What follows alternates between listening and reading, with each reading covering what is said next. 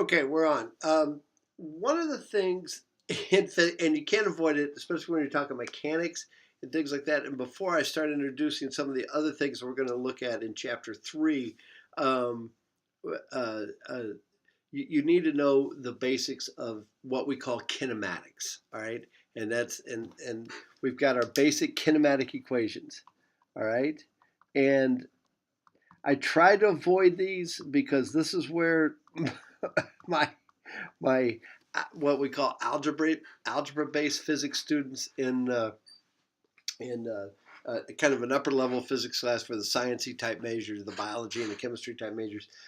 Engineers take the calculus based physics, and they stumble on the kinematic equations too. It's not hard.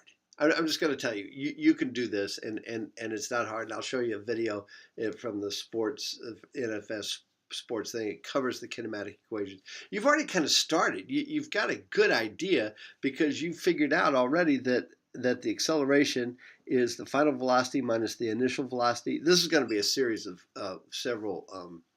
I need to turn off all my stuff down here so it's not bothering you.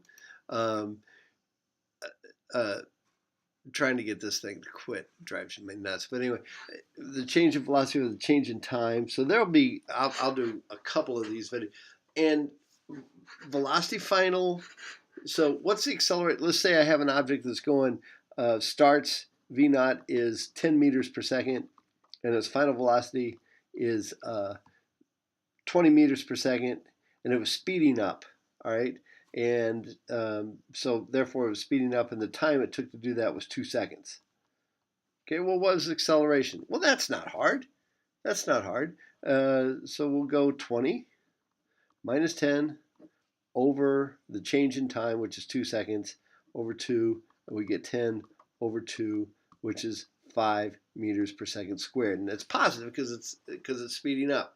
And that means 3 seconds. So after 3 seconds, how fast will this thing be going? Okay, well, after 3 seconds, oh, well, if it's averaging 5 meters per second every second, so this means 5 meters per second every second, all right, so if I multiply by 1 more second, it's going to add 5 meters per second. Notice these seconds cancel. It's going to add 5 meters per second to this. So it's already going 20. So now, 1 second later, 1 second later, from 20 meters per second, from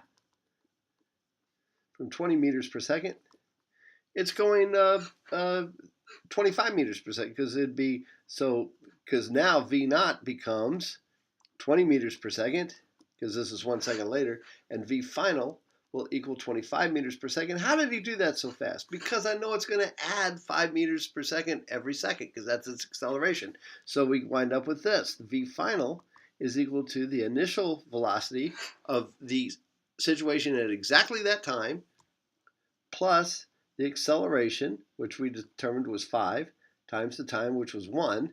So we get 20 plus 5 is 25. And here's your other equation.